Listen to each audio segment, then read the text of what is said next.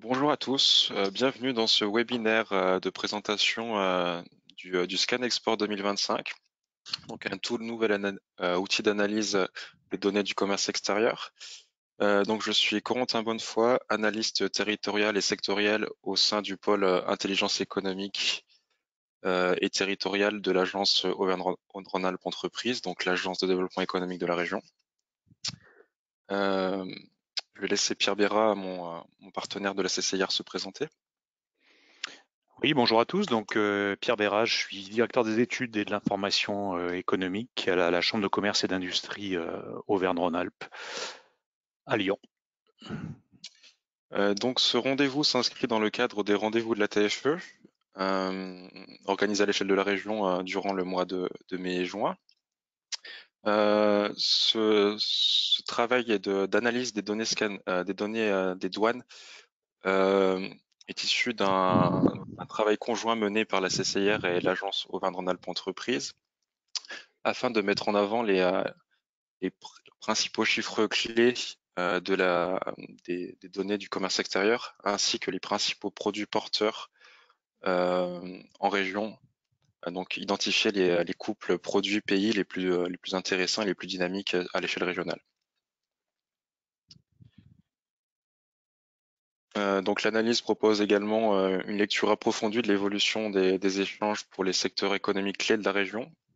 Donc on vous présentera notamment les chiffres clés autour de l'industrie de la chimie, la mécanique, la métallurgie, les machines et équipements, mais aussi l'agroalimentaire et l'industrie de la santé. Quelques mots sur la méthodo, sans y passer beaucoup de temps, mais comme élément de cadrage. Donc, comme l'a dit Corentin, cette analyse conjointe partenariale, elle est issue en fait de réflexions qu'on a menées à la demande du G6 de la relocalisation, hein, qui est une instance pilotée par la région, partenariale, dans laquelle on retrouve les CCI, ARAE, les organisations patronales. Et on avait travaillé déjà sur des données assez fines, d'une part sur les produits qui avaient été porteurs pour l'export régional dans la période post-Covid, comment suite au Covid, l'export régional était reparti, donc on avait analysé les choses de façon un peu fine sur cette période-là. Et puis plus récemment, on l'a fait aussi sur les données à l'importation, et pour voir notamment, là aussi, après la période Covid, qu'est-ce qui avait changé à l'importation dans les pratiques des entreprises. Et donc, ça nous avait ouvert sur une analyse de données des douanes. Donc là, on est sur des données, on parle uniquement des échanges internationaux de biens, non pas de services, hein, puisque ce sont les données douanières. Et le but, comme l'a dit Corentin, c'est d'essayer d'utiliser les données les plus fines en termes de produits, à la fois dans les évolutions et puis pour identifier les couples produits-pays qui sont les plus porteurs. Donc quand on dit les données les plus fines, pour ceux qui connaissent un peu la nomenclature, donc on parle de la nomenclature produit en CPF4 hein, des douanes, qui est le niveau le plus détaillé dont on dispose à un niveau régional, donc pour les exportations partant de la région vers l'international. Ce sont des exportations donc, qui sont des données brutes, c'est des données FAB, selon l'approche classique des douanes, et on est hors matériel militaire puisque ça ne s'est pas suivi au niveau régional.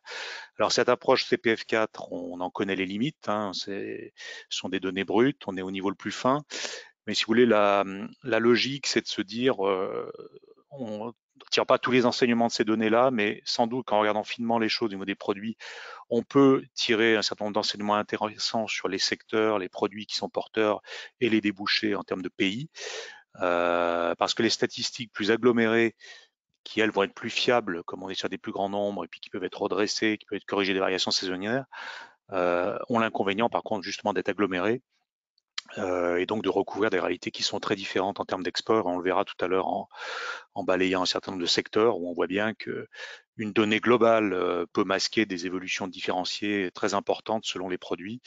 Donc c'est important quand même de descendre un peu plus finement dans l'analyse produit quand on veut regarder les marchés porteurs. Dernier point, c'est que c'est une analyse qui a priori sera annuelle, hein, ce scan export. Donc là, on est sur la première édition avec l'agence Auvergne-Rhône-Alpes Entreprise. La vocation à se réaliser chaque année. Donc clairement, cette année, on est un peu sur un pilote, une démarche un peu expérimentale qu'on améliorera. Dans les améliorations, on essaiera notamment d'intégrer, mais on n'en a pas eu trop le temps cette année, des expertises produits ou des expertises débouchées en termes de pays qui permettront de confronter les analyses. Et puis le webinaire d'aujourd'hui, qui est aussi une première, sera aussi l'occasion peut-être que vous nous fassiez remonter vos réactions et vos suggestions pour qu'on puisse améliorer cet outil. Voilà Corentin, je te repasse la main. Parfait, merci Pierre. Donc dans un premier temps, je vais vous présenter les principaux chiffres clés des données du commerce extérieur. Ensuite, Pierre vous présentera donc les couples pays-produits, donc les produits les plus porteurs à l'échelle régionale. Et ensuite, on conclura ce webinaire par un temps de questions-réponses. Vous pourrez justement nous questionner sur les différents éléments présentés.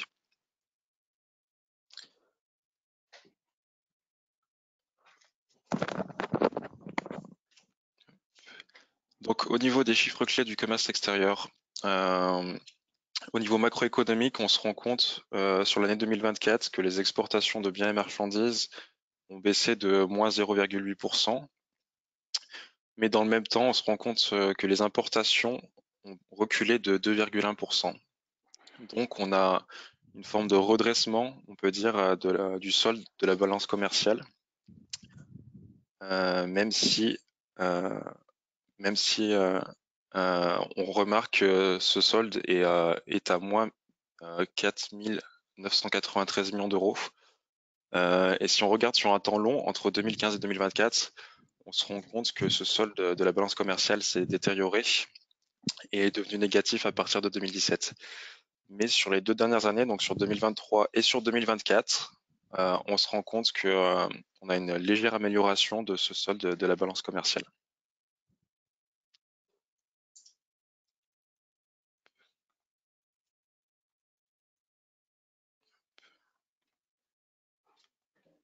Au niveau des différents secteurs d'activité, donc on a 2 secteurs d'activité extrêmement forts, extrêmement dominants à l'échelle régionale. Donc on a d'une part la métallurgie, les machines et équipements et la mécanique avec plus de 20 milliards d'exportations en 2024.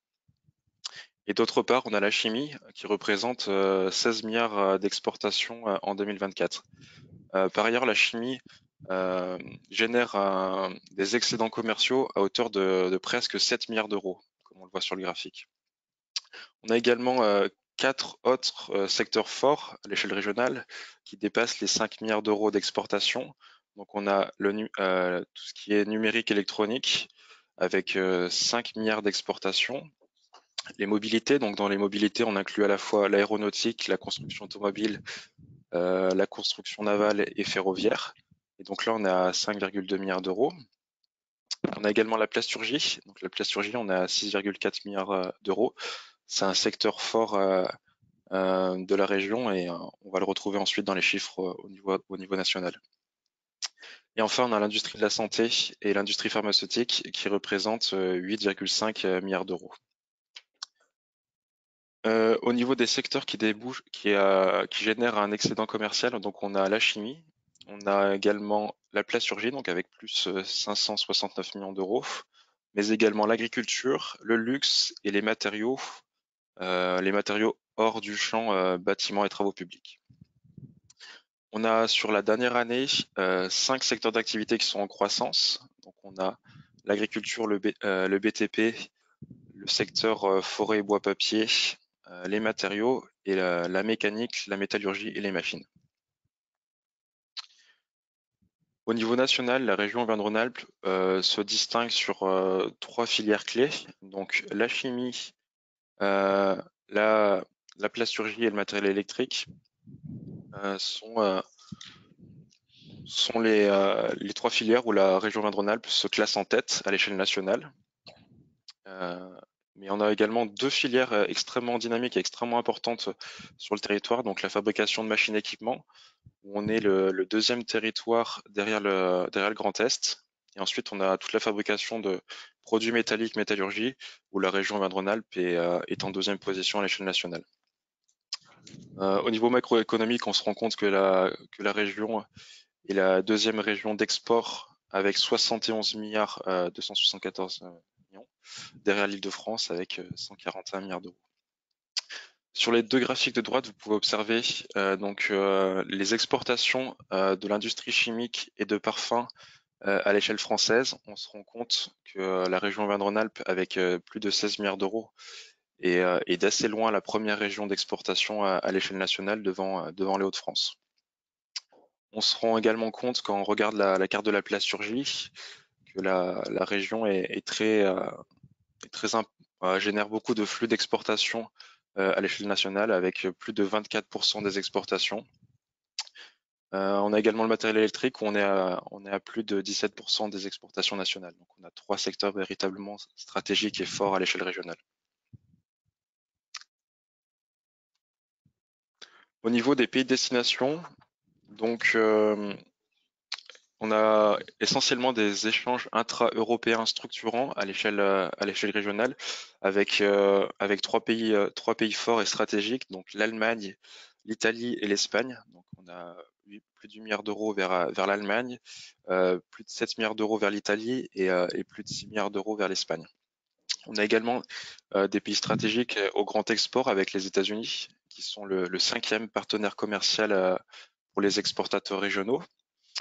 On a également 4 pays asiatiques avec la Chine, la Corée du Sud, Singapour et le Japon.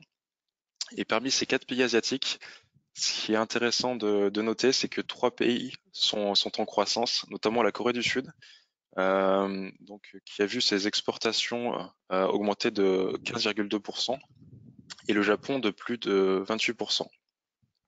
Singapour est aussi dynamique avec plus 7,1% sur l'année 2024. Donc on a des pays vraiment véritablement dynamiques. Au niveau des imports, donc on a aussi des échanges structurants à l'échelle européenne avec 14 des 15, 13 des 15 pays qui sont à l'échelle européenne. Donc on a la Chine qui est le troisième partenaire commercial en termes d'importation et on a les États-Unis qui sont le sixième partenaire commercial en termes d'importation. On retrouve également l'Allemagne et l'Italie qui sont des partenaires stratégiques en termes d'importation. On va ensuite rentrer un peu plus dans le détail à l'échelle des codes produits, donc des CPF4 que Pierre a évoqué tout à l'heure. Donc sur le secteur de la chimie, on constate que les principaux produits exportés sont les produits chimiques inorganiques de base. Donc dans cette catégorie, on retrouve notamment tout l'uranium enrichi et le pluton. Donc c'est notamment en lien, je pense, avec les activités d'enrichissement d'uranium sur le site d'Orano dans la Drôme. On a également les autres produits chimiques organiques de base avec 2823 millions d'euros. À noter, on a les parfums produits pour la toilette qui sont également un secteur fort à l'échelle régionale avec plus de 2 milliards d'euros. On a également les matières plastiques sous forme primaire, donc à la croisée des secteurs d'activité chimie et plasturgie, donc un secteur d'activité extrêmement dynamique à l'échelle régionale. Et on a également tout ce qui peut être pesticides, produits agrochimiques, peinture, vernis et revêtements de sol qui sont des produits d'exportation importants à l'échelle régionale. Lorsqu'on regarde ensuite les produits d'exportation pour la filière chimique, on constate que les États-Unis arrivent en tête. Donc on a une tendance au grand export pour tous les produits chimiques, puisqu'on a aussi la Chine et le Japon, qui sont des pays de destination assez importants. Et ensuite, on a les pays européens traditionnels, donc l'Allemagne, l'Italie, Espagne, Pays-Bas, Irlande, Royaume-Uni. À noter qu'on a également au grand export le Brésil, qui est un pays assez important sur l'exportation de produits chimiques. Au niveau de la balance commerciale, donc on constate que la chimie se porte véritablement très bien. C'est vraiment le poumon, on va dire, du commerce extérieur régional, avec des produits qui s'exportent très bien à l'échelle mondiale. Donc on a notamment les produits chimiques inorganiques de base, qui génèrent un excédent commercial de plus de 2 milliards d'euros. Les parfums et produits pour la toilette génèrent également un excédent commercial de plus de 2 milliards. Ensuite, on a les pesticides, les produits organiques de base et les matières plastiques qui génèrent également un excédent assez important. Au niveau du secteur des machines équipements, donc on constate que la filière est concentrée sur notamment deux produits assez importants, donc le matériel de distribution et de commande électrique avec 1,9 milliard d'euros, et les machines pour l'extraction et la construction, donc avec 1,4 milliard d'euros. On sait qu'on a des acteurs assez importants en région, notamment avec Caterpillar à Grenoble ou Volvo à Belay. On a également les équipements aéroliques et frigorifiques industriels avec 886 millions d'euros qui sont extrêmement importants en région. Au niveau de la dynamique, on se rend compte que les exportations de machines et équipements ont baissé de 6% entre 2023 et 2024. Et si on regarde sur 2 ans, donc entre 2022 et 2024, on a une baisse de 2%.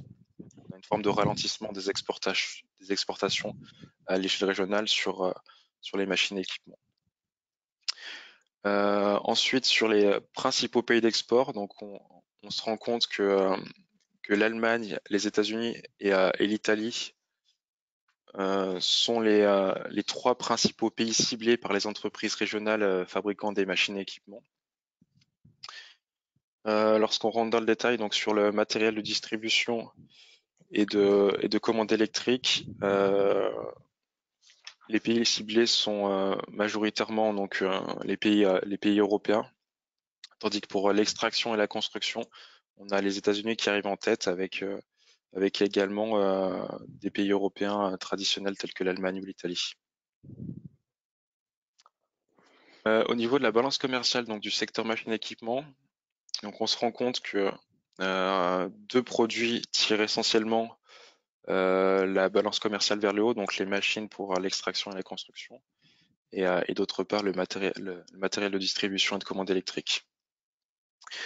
On se rend compte également malheureusement qu'on a un déficit commercial assez notable sur de nombreux produits en termes de machines et équipements, donc notamment les machines agricoles et forestières, avec moins 800 millions d'euros. On a également tous les autres matériels électriques et les machines d'usage spécifique avec moins 600 millions d'euros. Et on a également tout ce qui peut être équipement aérolique, moteur, matériel de levage, appareils électroménagers. On a une forme de dépendance à l'échelle internationale. En ce qui concerne le secteur de la métallurgie et des objets métalliques, on a un poids économique assez fort des métaux précieux. Donc, avec Pierre, on a essayé de rentrer dans le détail pour essayer de comprendre un peu ces chiffres. Donc, les métaux précieux comprennent l'or, les métaux extrêmement rares. Donc, on peut supposer que ces chiffres vont sûrement baisser sur les futures années. Donc, je pense qu'il faut pas forcément tenir compte, en tout cas à l'échelle macroéconomique. Mais par contre, les autres chiffres sont extrêmement intéressants. On constate que les autres produits métalliques sont assez importants à l'échelle régionale, avec plus d'1 milliard d'euros. Les exportations d'aluminium, donc d'aluminium pur, sont aussi importants avec quasiment 900 millions d'euros. On retrouve également tous les produits de la sidérurgie, le cuivre, les autres métaux non ferreux et les vis et boulons. Et puis on a également tout le travail des métaux, donc avec les barres étirées à froid, les filtres effilés à froid, les tubes et les fils métalliques.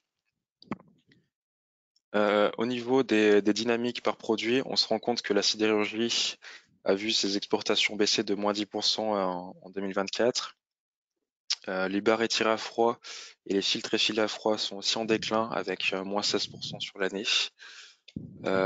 Tandis que les exportations de matériaux bruts, donc par exemple l'aluminium ou le cuivre, sont en croissance légère, mais en croissance tout de même. Au niveau des pays de destination de ces exportations régionales de produits métalliques et métallurgiques, donc on constate que l'Espagne et l'Italie représentent près de la moitié des exportations régionales. On a ensuite la Suisse et l'Allemagne qui sont aussi des marchés structurants pour ces produits-là. Et au niveau du grand export, donc on a principalement la Chine et les États-Unis pour l'exportation de ces produits métalliques. Au niveau de la balance commerciale, donc on se rend compte que les métaux précieux, l'aluminium, les autres produits métalliques tirent la balance commerciale vers le haut et génèrent un excédent commercial. Tandis que la sidérurgie, le cuivre, les autres métaux non ferreux, les structures métalliques, les tubes et tuyaux métalliques, au contraire, ont un déficit commercial assez notable en 2024. En ce qui concerne le secteur des industries agroalimentaires, donc on a principalement des exportations dans les eaux minérales et les produits laitiers, ce qui peut paraître assez logique compte tenu de l'implantation sur le territoire, notamment de grands groupes sur les eaux minérales, donc par exemple avec Evian, Volvic ou Badois. La filière laitière est également très structurante à l'échelle régionale. C'est aussi assez logique de retrouver justement les produits laitiers avec plus de 400 millions d'exportations. Viennent ensuite le café a été transformé avec 365 millions d'euros. Toute la production viticole avec 296 millions d'euros. La production de cacao et de chocolat aussi qui est notable en région avec 274 millions d'euros. La filière agroalimentaire à l'échelle régionale a un déficit commercial de plus de 2500 millions d'euros. Donc on peut dire qu'on n'est pas totalement souverain sur l'industrie agroalimentaire à l'échelle régionale. Au niveau de l'évolution des exportations, donc on était à moins 2% entre 2023 et 2024. Et lorsqu'on regarde entre 2022 et 2024, on est à plus 4% des exportations. Lorsqu'on rentre dans le détail donc des principaux produits, on se rend compte que les exportations de vin donc, sont en baisse, assez marquée avec moins 12%. Tout comme les exportations de viande de boucherie et de plats préparés à l'export. A contrario, la production de chocolat, cacao, produits à base de viande, sont en hausse notable. Au niveau des pays de destination pour l'industrie agroalimentaire, on se rend compte que les exportations sont essentiellement européennes, ce qui est assez logique compte tenu des dates limites de consommation qui sont imposées aux fabricants agroalimentaires. Cependant, on peut constater que certains pays de grand export se démarquent, avec notamment les États-Unis, avec 254 millions d'exportations. Donc, on exporte essentiellement vers les États-Unis du vin et de la production de chocolat. On a également la Chine, le Japon, l'Algérie, le Canada et les Émirats qui sont des marchés assez importants au grand export. En ce qui concerne la balance commerciale des industries agroalimentaires, on constate donc que on a deux produits qui portent la balance commerciale, donc les eaux minérales et les boissons rafraîchissantes, et d'autre part la production viticole avec les vins de raisin. Donc, on a 348 millions d'euros d'excédent commercial sur les eaux minérales et 250 millions sur les vins de raisin. A contrario, donc on a des produits qui ont un déficit commercial assez notable, donc notamment la fabrication de chocolat, de produits laitiers et de fromage, de café et de thé transformé, et toutes les préparations aussi à base de fruits et légumes. Bon, sur ce graphique, on se rend bien compte que on a de nombreux produits dans la filière agroalimentaire qui ont un déficit commercial assez important. Et donc pour conclure donc ces petits focus sectoriels, donc sur le secteur de l'industrie de la santé et de l'industrie pharmaceutique, donc on a 8 milliards d'exportations en 2024 et 10 milliards d'importations sur la même année. Le principal produit exporté, donc, ce sont les préparations pharmaceutiques avec presque 4 milliards d'euros en 2024. On a ensuite tout ce qui est instrumentation et fourniture à usage médical et dentaire, donc on est sur toutes les technologies médicales, avec près de 2 milliards d'euros. On a également les huiles essentielles et les produits pharmaceutiques de base qui sont des produits structurants. Pas oublier également tout ce qui peut être textile, technique et industriel, donc qui sont des produits assez importants aussi à l'échelle régionale, et tous les équipements de scanners et d'irradiation médicale qui sont des marchés aussi importants. Donc les produits pharmaceutiques sont plutôt dans une phase de déclin, puisque les préparations pharmaceutiques sont stables, mais les produits pharmaceutiques de base sont en déclin de moins 10%. Tandis que tout ce qui concerne l'instrumentation et les fournitures médicales, on constate plutôt une augmentation légère, mais une augmentation tout de même de plus 3%. En ce qui concerne les principaux produits d'export, donc on a la Belgique et l'Allemagne qui sont les deux principaux produits d'exportation des technologies médicales et des produits de l'industrie pharmaceutique. On a également l'Italie, l'Espagne, la Suisse et les Pays-Bas qui sont des marchés structurants. Et au grand export, donc on a les États-Unis qui sont le 4e partenaire commercial sur les industries de santé et l'industrie pharmaceutique. On a également la Chine avec 193 millions. Et l'Algérie et Singapour sont aussi des marchés structurants et importants pour les technologies médicales. Lorsqu'on regarde la balance commerciale de cette filière, on constate un déficit commercial notable en ce qui concerne les préparations pharmaceutiques, avec moins 2,7 milliards d'euros. A contrario, la région est plutôt bien positionnée sur tout ce qui concerne les textiles techniques et industriels, donc avec plus 83 millions d'excédents. Les huiles essentielles avec plus 123 millions. Et les instrumentations et fournitures à usage médical et dentaire, donc avec plus de 199 millions d'euros. Voilà, on a fait le tour donc pour ces focus sectoriels, donc ces chiffres macroéconomiques sur les différents secteurs d'activité à l'export de la région. Si vous souhaitez peut-être en complément avoir des chiffres sur d'autres secteurs d'activité, vous pouvez nous poser des questions directement dans le chat. On vous répondra lors du temps de questions-réponses prévu à cet effet à la fin de la présentation. Merci Corentin. Donc là, on va passer sur la deuxième partie qui est donc celle des produits qu'on a qualifiés de porteurs hein, sur la base de ce qui s'est passé en 2024. Donc, comme je vous l'expliquais, la logique, c'est vraiment de se dire, on regarde au niveau le plus fin possible des produits, ceux qui ont tiré l'export l'année dernière. Et puis, une fois qu'on a fait cette identification, on regarde vers quel marché, vers quel pays cette dynamique s'est opérée pour arriver à des conclusions en termes de couple produit-pays.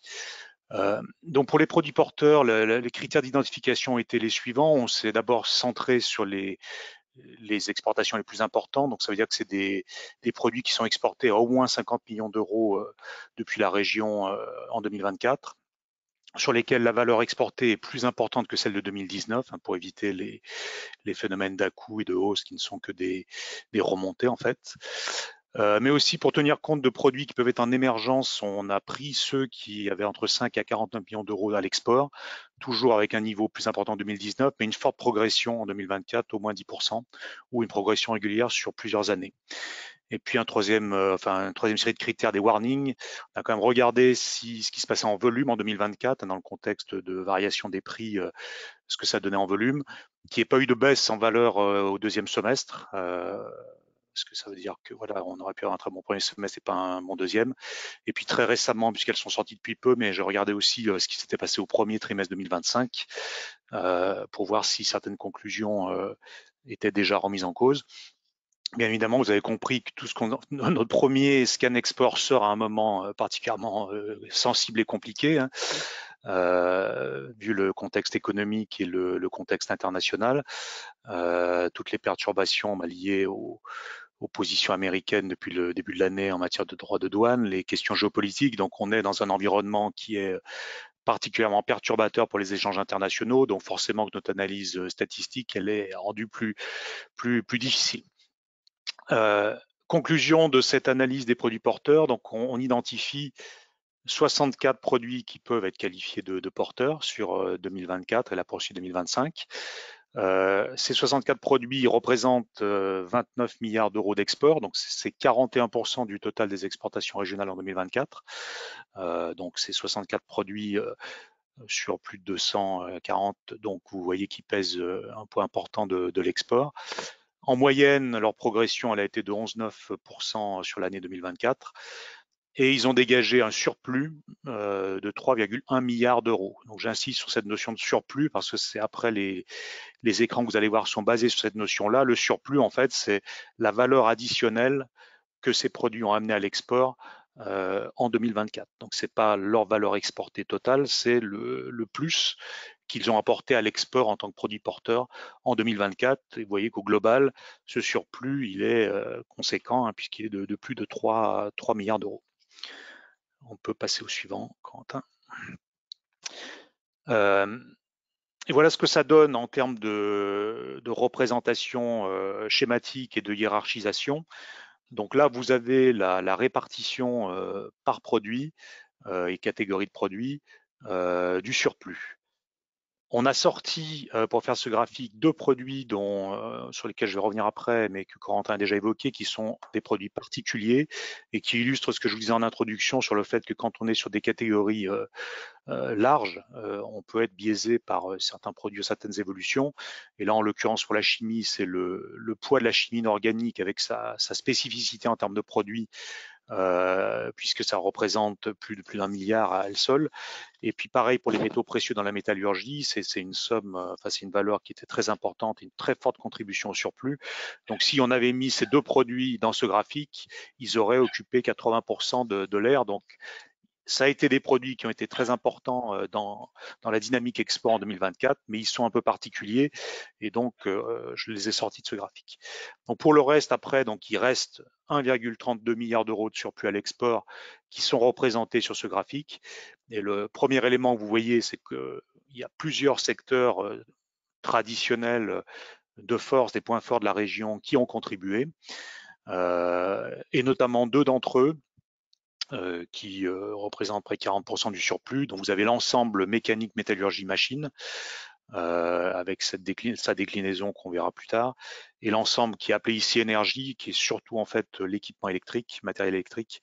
Vous voyez qu'à ces deux catégories de produits représentent près de 40%, ils ont contribué à près de 40% du surplus. Mais on retrouve aussi l'agroalimentaire, la chimie, le bois papier, une filière qu'on oublie parfois, mais qui a contribué aussi, la mobilité de façon très focalisée sur certains produits et la santé, comme l'a dit Corentin, un peu moins cette année, mais la santé qui apparaît également et les matériaux.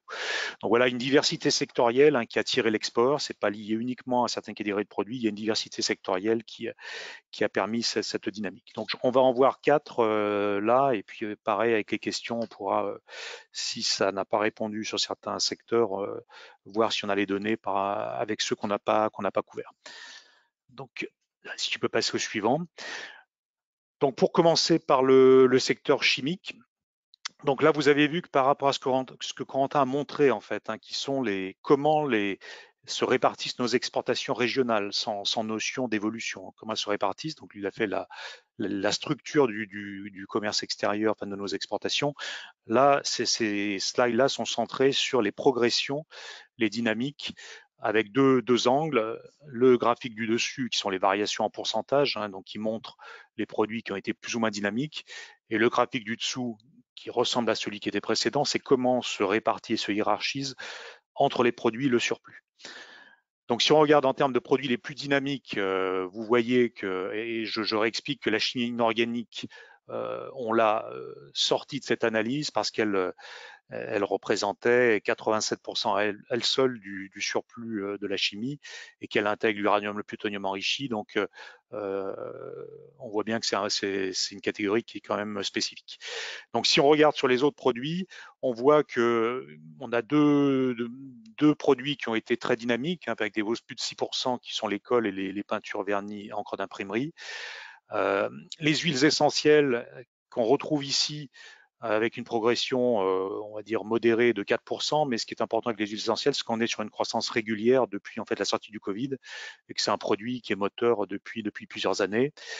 Et puis, dernière catégorie, alors qui est une catégorie reliquat, qui sont les autres produits chimiques, mais vous voyez, c'était inscrit dans le descriptif ce qu'on peut retrouver dedans, qui progresse encore un peu moins, mais qui en termes de surplus, parce que il représente une part plus importante de la chimie, il contribue quand même pratiquement aussi à 40% du surplus.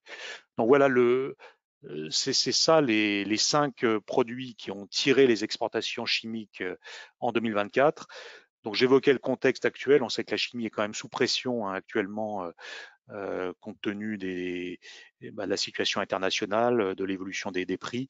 Mais voilà ce qu'on pouvait dire en 2024 sur les produits qui ont été moteurs. Oui, tu peux passer au suivant. Et alors après, dans un deuxième temps, donc comment ces produits porteurs, les choses se sont déclinées par pays. Donc le tableau du haut, en fait, il consiste pour chacun des produits, toujours pareil dans la logique de surplus à l'export, de repérer les pays qui ont le plus contribué à ce surplus. Et donc en fait, vous retrouvez en colonne les différents pays. Quand le pays a contribué à plus de 10% au surplus, vous avez 2 croix, et quand il est à plus de 5, c'est une croix, et on a retenu les 10 premiers pays. Donc le premier constat qu'on peut voir, c'est que la fameuse chimie inorganique de base, j'ai dit qu'il pesait beaucoup, on retrouve, hein, le profil quand même nucléaire, parce que vous voyez les destinations qui ont été très, très moteurs, hein, qui sont le Royaume-Uni, les États-Unis, le Japon, donc un profil assez spécifique. Pour les 4 autres produits de la chimie, ce que l'on peut voir, c'est que on est d'abord sur des débouchés quand même européens qui ont été très, très porteurs l'année dernière. Ça restait quand même largement des destinations européennes. Ce qu'on peut remarquer aussi, c'est que l'Allemagne, malgré sa situation conjoncturelle difficile, et où globalement, vous savez qu'en 2024, les exportations vers l'Allemagne ont reculé, ça n'a pas été un débouché porteur globalement, mais on voit que pour ces produits-là, donc on ne pouvait pas faire une généralité sur l'Allemagne, et ça restait un débouché porteur l'année dernière, ainsi que d'autres pays européens. Et en revanche, ces autres produits chimiques, tels qu'on les a définis précédemment, vous voyez qu'on est plus sur un profil un peu Europe, mais aussi grand export, avec un certain nombre de destinations en Asie, donc c'est la partie jaune du tableau, qui ont joué un rôle fortement porteur. On a regardé au-delà des pays porteurs les produits qui avaient pu être en retournement en 2024. Et c'est vrai que ça évoque un peu, quand on parle de la chimie, la situation conjoncturelle assez différenciée, les difficultés qu'il peut y avoir sur certaines activités, puisqu'on voit que sur la chimie organique, cette fois, de base, on a été sur un recul en 2024 assez important vers plusieurs pays européens, l'Algérie et des destinations asiatiques, et idem pour les pesticides. Donc voilà, sur ce secteur-là, les produits porteurs, c'était pas non plus un cas général. Deuxième zoom sur les produits porteurs, donc c'est sur le secteur de la mécanique, de la métallurgie et des machines. Donc là, pareil, comme on vous l'a déjà expliqué, les métaux précieux pèsent beaucoup dans ce secteur-là, et notamment en termes d'évolution et de surplus, hein, puisque les métaux précieux en 2024, c'était une hausse de 42% à l'export, et qui représentait à eux seuls 78% du surplus du secteur. Donc on est vraiment sur un cas là encore très particulier, et des ventes qui se font en proximité européenne. Donc pour pas biaiser complètement le tableau, je les ai sortis de cette représentation. Vous voyez qu'au-delà de ces produits, on a une dizaine de produits de ces secteurs qui ont été porteurs, avec souvent des variations qui sont très importantes, hein, puisqu'on en a 5 qui sont au moins à 10% de progression. Donc on est à un secteur qui a été quand même riche en termes de produits porteurs. On remarque dans ces pays une catégorie, les feuillards laminés à froid. Donc bon, tout le monde n'est pas forcément limite ce que c'est, mais voilà une des productions de la métallurgie qui a été très dynamique, qui le reste en ce début d'année, avec une concentration de cette dynamique sur quelques destinations du grand export, comme on le verra après. L'aluminium, qui même si on est sur des progressions moins importantes, a quand même été à tirer l'export l'année dernière 2024, surtout sur des destinations de proximité en Union européenne, mais aussi sur quelques destinations plus lointaines comme la Corée du Sud et le Brésil. À noter que pour ce produit-là, puisqu'on est sur un produit directement touché par les questions tarifaires, puisqu'il a subi déjà des hausses tarifaires des États-Unis, c'est que vers les États-Unis, qui représentent quand même 12,6% des débouchés pour ce produit, l'aluminium, on était déjà sur des reculs à l'export en 2024 et au premier trimestre 2025, ce recul s'est amplifié, mais on voit que l'aluminium produit dans la région est tourné vers d'autres marchés. Donc vous retrouvez en haut le même tableau de répartition des produits de destination.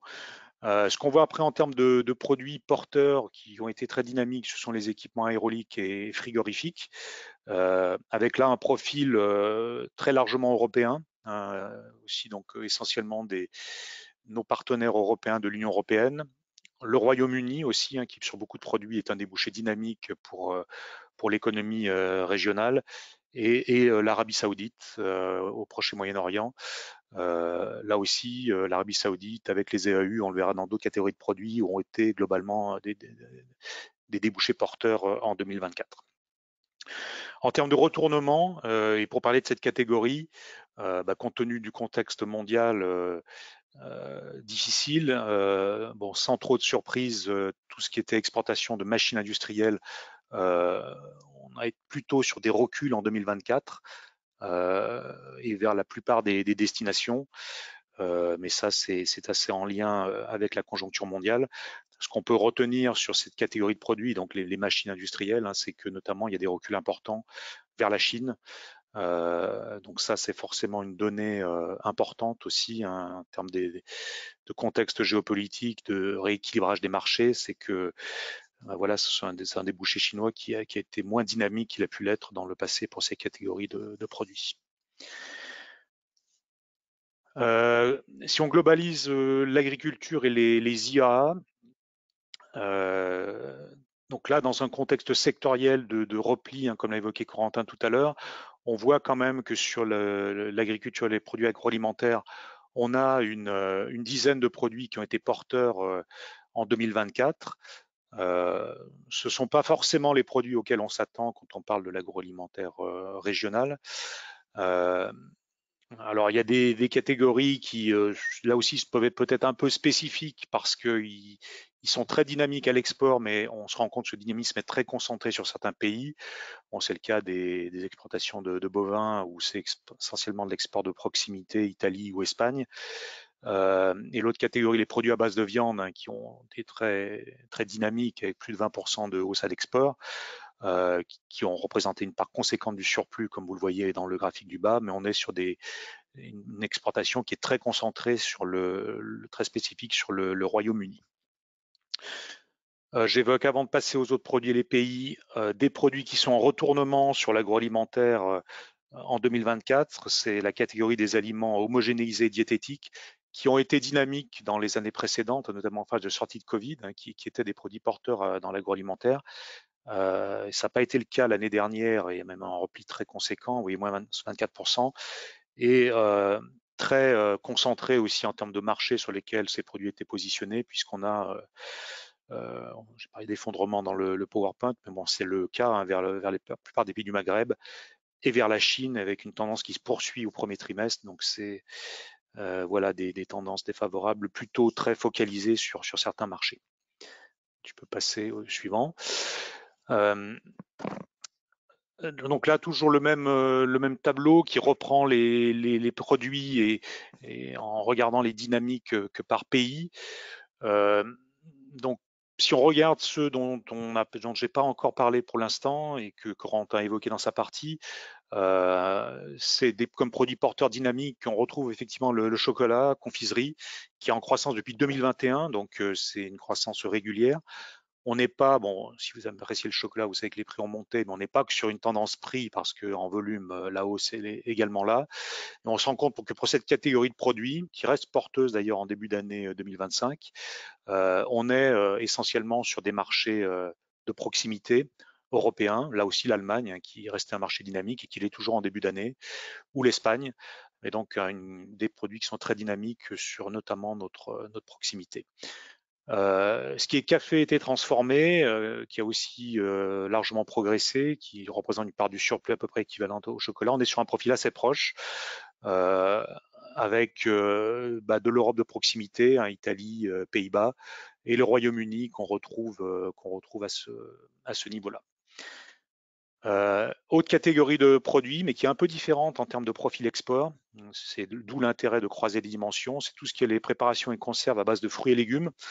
Donc là, on a un profil plutôt worldwide, c'est-à-dire qu'on a de l'Europe, clairement. Là aussi, on retrouve l'Allemagne ou les Pays-Bas, on retrouve le Royaume-Uni une nouvelle fois, mais on se rend compte que sur d'autres destinations du grand export ont été porteuses sur cette catégorie de produits en Asie et au Proche-Moyen-Orient, notamment avec les Émirats arabes unis. Et puis enfin, les plantes aromatiques et médicales et médicinales. Là aussi, une catégorie, un produit qui est porteur depuis plusieurs années, il est en croissance depuis la sortie du Covid. Et là, ce qui est intéressant sur ce produit, c'est qu'on a à la fois là encore des pays européens, notamment des pays majeurs comme l'Allemagne, le Royaume-Uni, mais on a d'autres destinations qui sont un peu plus, on va dire, particulières sur ce produit, hein, puisqu'on retrouve l'Australie ou Madagascar. Voilà. Et dernier secteur, dernier zoom sectoriel qu'on couvre, et après, encore une fois, s'il y a des demandes, on pourra en voir d'autres. Alors, ce qu'on a appelé l'énergie, globalement, parce que on ne l'a peut-être pas dit jusqu'à maintenant, mais cette répartition par secteur ne correspond pas aux catégories douanières habituelles que vous avez, mais on s'est calé sur les secteurs du SRDO2I, donc le schéma régional de développement économique d'industrialisation et d'innovation, je ne le fais peut-être pas dans le bon ordre, donc qui est établi par la région et qui définit les secteurs prioritaires de la région. Donc on est calé sur ces secteurs SRDE2I, hein, dans ce travail qu'on fait avec l'agence. Et donc dans l'énergie, bon, on a à la fois les sources d'énergie, mais on a aussi tous les secteurs qui contribuent à l'énergie. Et ce qui apparaît assez clairement dans le tableau, vous voyez, c'est que ce sont beaucoup les produits de l'équipement électrique, le matériel électrique qui joue un rôle porteur à l'export. Notamment le matériel de distribution et de commande électrique, hein, qui, vous voyez, représente plus de la moitié du surplus dégagé à l'export l'année dernière, donc qui est une catégorie de produits qui a joué un rôle fortement moteur depuis ces dernières années, avec des débouchés qui sont surtout en Europe et au Moyen-Orient. Et là, une alerte sur le début 2025 où la tendance est en revanche moins bonne. Donc à voir si effectivement cette dynamique sur cette catégorie de produits se poursuivra en 2025. Mais en tout cas en 2024, c'était très porteur.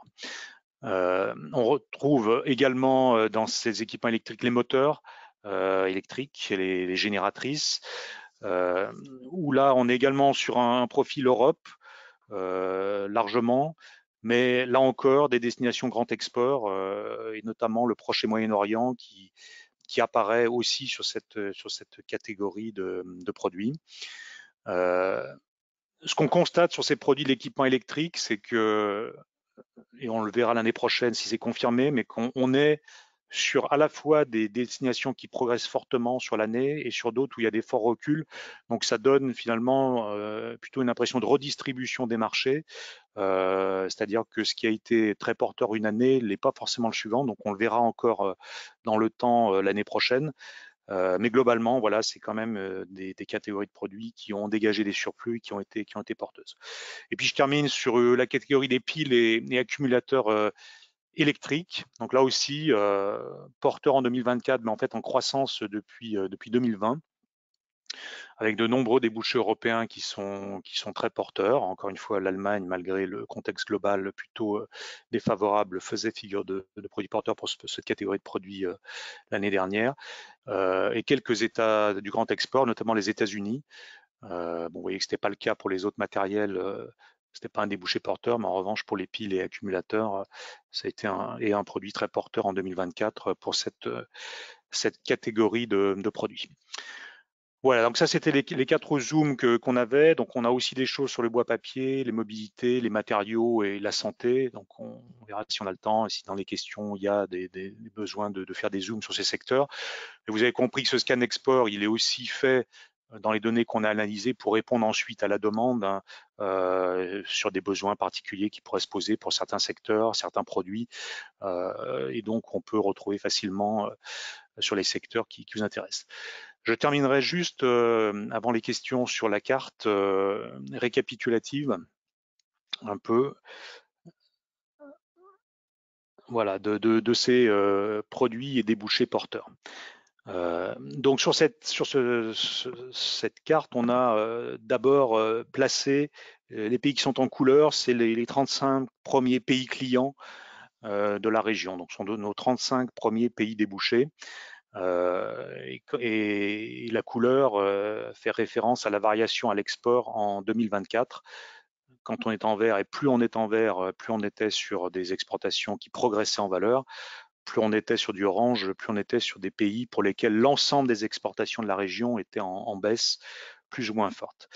Donc le premier constat qu'on peut faire avec cette carte, hein, c'est qu'on retrouve bien la donnée globale qui a été présentée par Corentin du fait que l'année 2024 a été une année quand même de ralentissement économique, y compris à l'export, avec des difficultés dans beaucoup de régions du monde. Et donc, on voit bien que nos exports sur beaucoup de pays et beaucoup de nos principaux pays clients n'étaient pas les mieux orientés, puisque les zones oranges, vous voyez, l'emportent sur les zones vertes.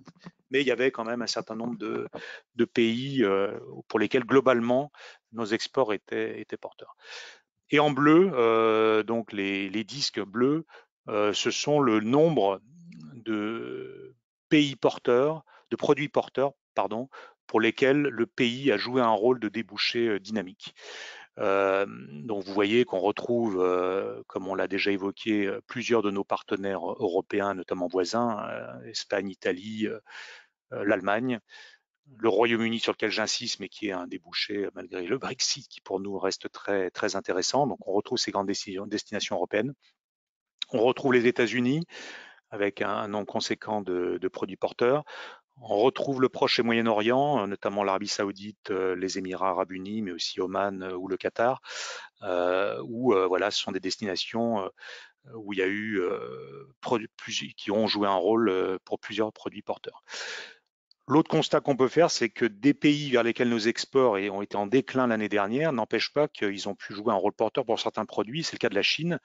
Donc si vers la Chine, l'année dernière, globalement, nos exports ont été mal orientés, on voit quand même que c'est un pays qui reste, qui continue à jouer un rôle pour certains produits, puisqu'il y en a plusieurs, effectivement, pour lesquels les exportations étaient très bien orientées.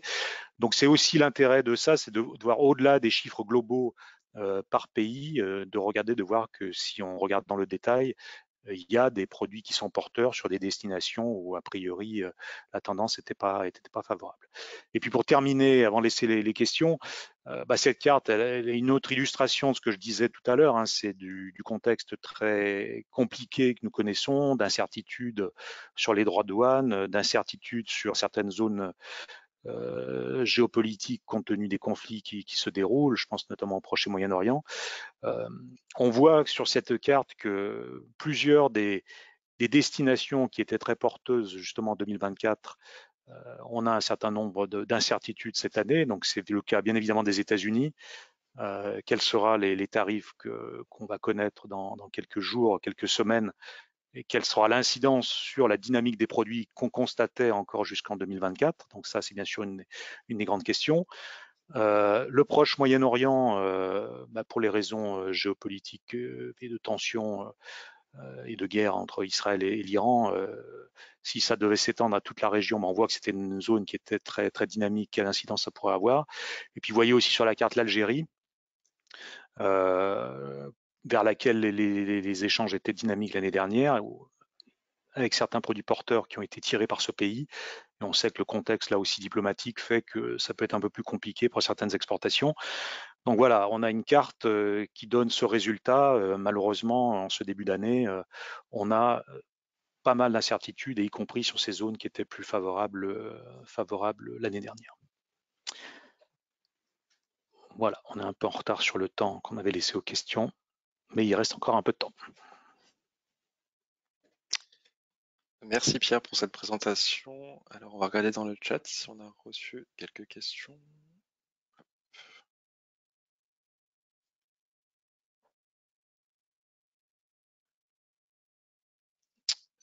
Bonjour, cela a peut-être été évoqué en introduction. Va-t-on disposer du support de présentation? Merci à vous. Alors oui, le support de présentation sera envoyé à l'ensemble des participants au webinaire.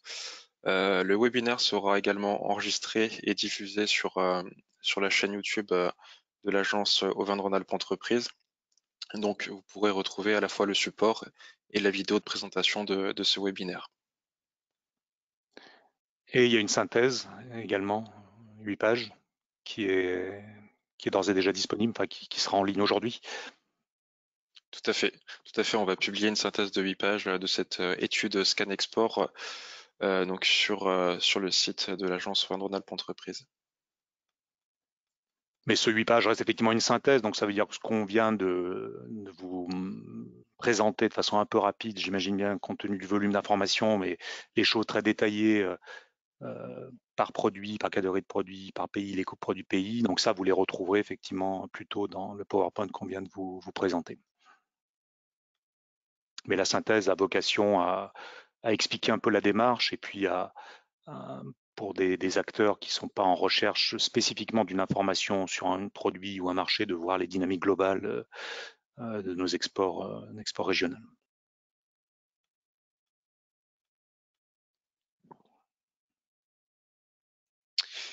Alors on a une autre question. Bonjour, je suis arrivé en cours de route. À quelle fréquence allez-vous réaliser cette étude une fois par an?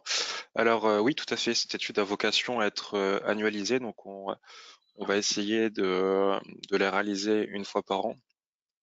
Généralement, donc les données du commerce extérieur sortent début avril. Donc dans le cadre de la pérennisation de cette étude, à mon avis, elle sortira généralement autour du mois de juin.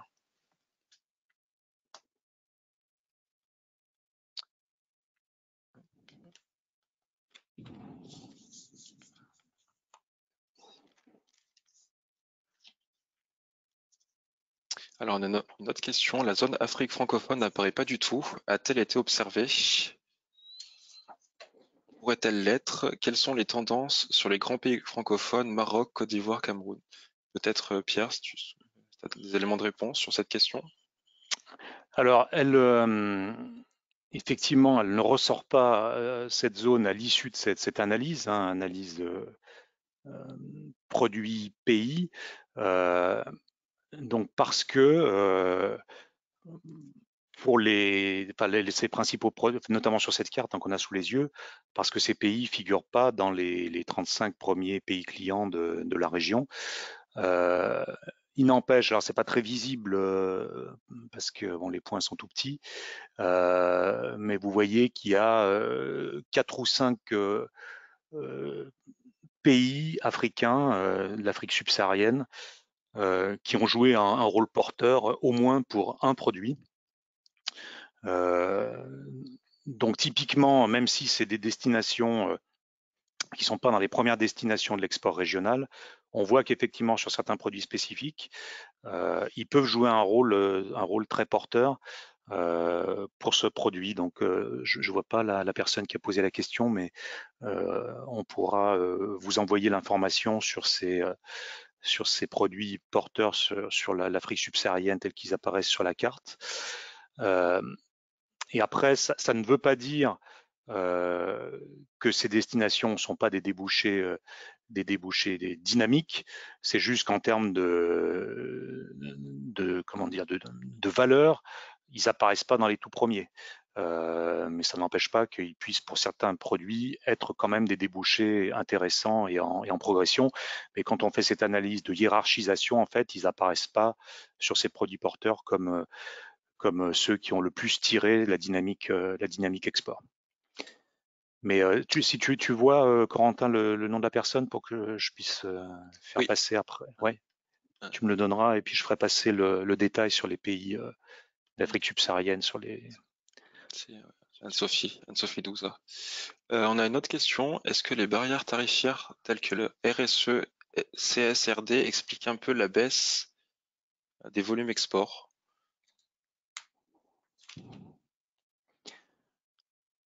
Alors, spécifiquement sur ces dimensions, c'est difficile à dire.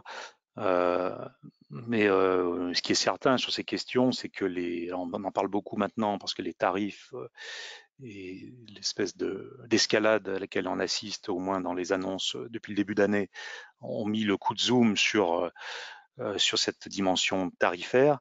Mais on sait bien que effectivement tous les aspects, tous les obstacles non tarifaires aux échanges sont aussi importants.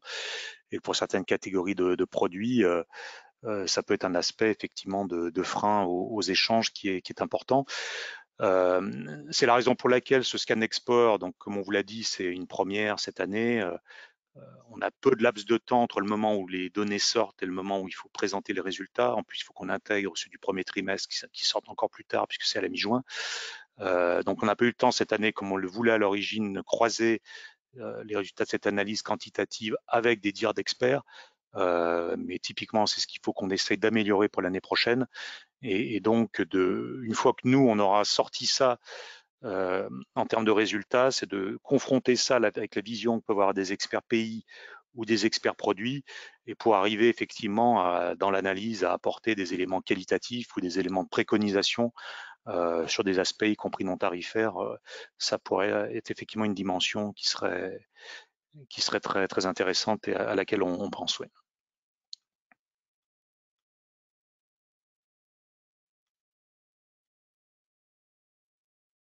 On a une autre question. Pour une prochaine fois, il pourrait être intéressant d'avoir une vue globale, tout produit par pays, par exemple, l'ensemble des exports de et la balance avec les USA. Qu'en pensez-vous? Donc, de faire des focus plutôt pays. Alors oui, ça pourrait être en effet intéressant de faire une analyse pays pour se rendre compte des différents produits exportés pour chaque pays. Par exemple, le détail des exportations de produits pour les États-Unis, pour d'autres pays européens. Euh, oui, ça peut être une proposition d'amélioration, tout à fait, hein. Alors ça, on le fait, nous, de façon régulière. Hein. Oui, Là, l'idée de ce scan expert, c'était vraiment de donner un aperçu. C'est pas la vérité incarnée totale de l'aspect des choses. Hein. C'est qu'un élément d'information parmi d'autres pour donner des indications sur des marchés qui peuvent être intéressants euh, et auxquels on ne pense pas forcément. Donc c'est un peu ça la vocation. D'analyser les échanges avec un pays, la logique elle est un peu différente, mais elle est effectivement très utile. Et pour vous donner une illustration, vous parlez des États-Unis, je crois, on a regardé là récemment, compte tenu du contexte et notamment de la guerre commerciale, ce qui se passe. Et c'est vrai que c'est important de regarder dans le détail les chiffres, parce que si vous prenez les chiffres du premier trimestre 2025 vers les États-Unis, donc on vous a dit que sur le 2024, ça avait été un débouché qui était dynamique. Globalement, ça le reste début 2025. Donc, mais par contre, quand vous rentrez dans le détail des produits, vous voyez des choses très différenciées. Donc, on retrouve notre chimie inorganique qui joue encore un rôle très porteur et qui explique une grande large partie de la progression au premier trimestre. Donc, on est là sur une dynamique qui est très spécifique. Et après, quand vous rentrez dans le détail des produits, on voit des choses très différenciées, c'est-à-dire qu'il y a des produits qui sont en recul très important au premier trimestre, d'autres qui progressent très fortement et pour lesquels on peut se poser la question du surstockage ou d'exportation anticipant des difficultés à venir en raison des droits de douane. Donc effectivement, cette analyse par pays, quand on est sur une dimension de relation entre la région ou la France et ce pays, est tout à fait utile et on le fait. Et c'est vrai que dans le scan export, peut-être un des développements pourrait être aussi que, en fonction d'actualité, on retienne chaque année quelques pays et qu'on ait cette approche, comme le suggérait la personne, de faire un point global sur l'export vers ce pays-là. mm, tout à fait, parce que les barrières tarifaires peuvent avoir un impact, mais on a aussi tous les accords de libre-échange. Donc ça Mmh. peut être aussi intéressant d'analyser les pays de ce point de vue-là, tout à fait. On voit par exemple, pour faire le lien avec ce que vient de dire Corentin, que la Corée du Sud, effectivement, qu'on a évoqué comme étant un débouché qui a été porteur pour un certain nombre de produits, avec lequel il y a depuis un certain nombre d'années un accord de libre-échange. C'est vrai que c'est intéressant de revoir globalement euh, le contenu de nos échanges export et import avec ce pays et à la fois les produits qui sont porteurs, mais comment se passent les choses en termes de balance commerciale aussi, puisqu'à l'import, c'est aussi les importations qui progressent. Je crois qu'on a fait le tour des questions. On vous remercie hein, pour cette participation donc, à cette première édition du Scan Export 2024. Donc, le support de présentation vous sera envoyé directement par mail. La vidéo sera disponible sur YouTube. Et puis, si vous souhaitez nous poser des questions, donc on a mis notre mail respectif avec Pierre directement sur la présentation. Donc, n'hésitez pas à nous poser des questions plus spécifiques sur certains secteurs d'activité ou sur certains pays cibles euh, en lien peut-être avec votre activité économique. Ou suggestions, hein, questions ou suggestions, si vous avez des réactions à cette présentation, des chiffres qui ne correspondent pas à la vision que vous avez d'un marché, d'un pays, justement, parce que c'est aussi intéressant d'avoir cette interaction avec vous, ou des idées d'amélioration ou de choses qui pourraient vous être plus utiles. On est vraiment dans cette logique de construction encore sur cet outil. Exactement. Merci à tous. Merci pour votre attention.